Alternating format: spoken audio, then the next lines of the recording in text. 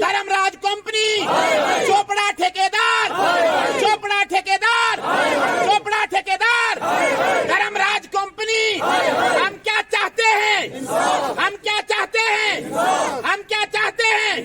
इंसाफ के आगे, इंसाफ के आगे, इंसाफ के आगे, इंसाफ के आगे हम क्या चाहते हैं?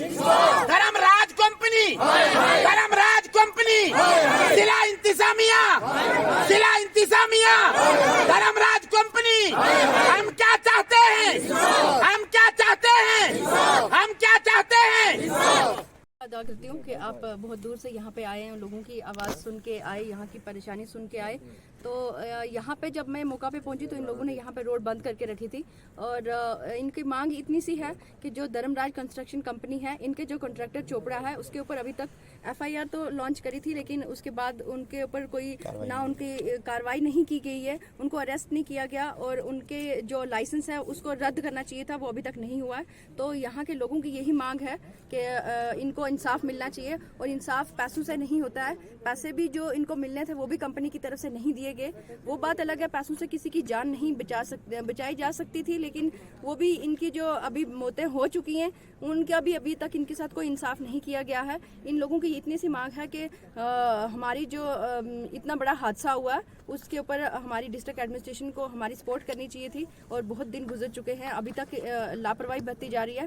तो हम इन लोगों की तरफ से यही अपील है एडमिनिस्ट्रेशन को, और इन्होंने मुझे भी चुनौती दिया कि आपने पहले 2 हफ्ते पहले आपने रोड खुलवाई थी और हमारे साथ अभी तक कोई इंसाफ नहीं हुआ। तो मैं डिस्ट्रिक्ट एडमिनिस्ट्रेशन से अपील करती हूँ, LG सिन्हा साहब से अपील करती हूँ कि हमारे इन लोगों के साथ इंसाफ किया जाए। धर्मराज कंस्ट्रक्शन कंपनी जो है, इनके लाइसेंस जो इनके कॉन्ट्रैक्टर हैं जिन्होंने यहाँ पे काम स्टार्ट रखा था उसको रद्द कर देना चाहिए, क्योंकि इन्होंने इलीगली यहाँ पे without work order, without inform किए यहाँ पे जो जनरल पब्लिक है, अगर इन्होंने इन्फॉर्म किया होता, लोगों को घरों से निकाला होता तो इतना बड़े हादसा पेश नहीं आते। तो हमारी इतनी सी मांग है कि लोगों के साथ इंसाफ किया जाए। और यहाँ पे जो अभी बारिशों का मौसम है और यहाँ पे काफ़ी कंडीशन ख़राब है, किसी के साथ और हादसा हो सकता है। तो हमारी एडमिनिस्ट्रेशन से यही अपील है कि यहाँ पे जो भी है प्रोटेक्शन वाल्स वगैरह दी जाए और जो ये पत्थर यहाँ पे बुरी तरीके से लटके हुए हैं इनको यहाँ से हटाया जाए और जो यहाँ पे आगे घर हैं उनको बचाया जाए ताकि और किसी का नुकसान ना हो।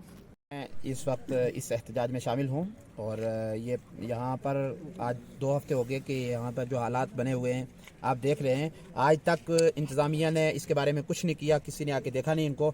और DC साहब ने भी ट्वीट करके जो दिया था ट्वीट के भाई हम इनको 4 लाख रुपए जो है वो एक बंदे का देंगे, तो अभी तक वो भी 2 लाख रुपए सिर्फ मुझे सुनने में आया कि वो मिला है और उसके अलावा अभी कुछ नहीं मिला। और कंपनी तो अभी तक आई नहीं है। तो हमें कंपनी पर इतना दुख है और जिला इंतजामिया पर कि उस कंपनी के खिलाफ जो FIR हुई थी उस पर कार्रवाई क्यों नहीं हुई है, और जो ठेकेदार चोपड़ा और उसके जितने चमचे थे वो अरेस्ट क्यों नहीं हुए, उनके वो जो उनके लाइसेंस थे वो कैंसिल क्यों नहीं हुए और आज तक उनके खिलाफ कार्रवाई क्यों नहीं हुई है। और हमें सुनने में ये आया, आज रोड बंद करने का हमारा यही मकसद है कि हमें ये सुनने में आया कि वो दोबारा वही ठेकेदार यहाँ काम करने के मूड में हैं और दोबारा काम करने वाले हैं। और फिर हमें यहाँ तक भी सुनने में आया, अब हम इसकी हकीकत नहीं जानते, कि ये जो DKG से लेकर बफलियाज तक का एरिया था इसकी अभी तक NOC भी नहीं मिली है और ये गैर कानूनी काम कर रहे हैं। और जब गैर कानूनी काम कर रहे हैं तो कानून कहाँ है, कानून उसके बारे में क्यों नहीं कार्रवाई कर रहा है और कानून उनको क्यों नहीं अपने कब्जे में ले रहा है। और उसके बाद अगर उनके खिलाफ FIR हुई है, कंपनी के खिलाफ, ठेकेदारों के खिलाफ, कितने लोगों के खिलाफ FIR हुई जिनके बारे में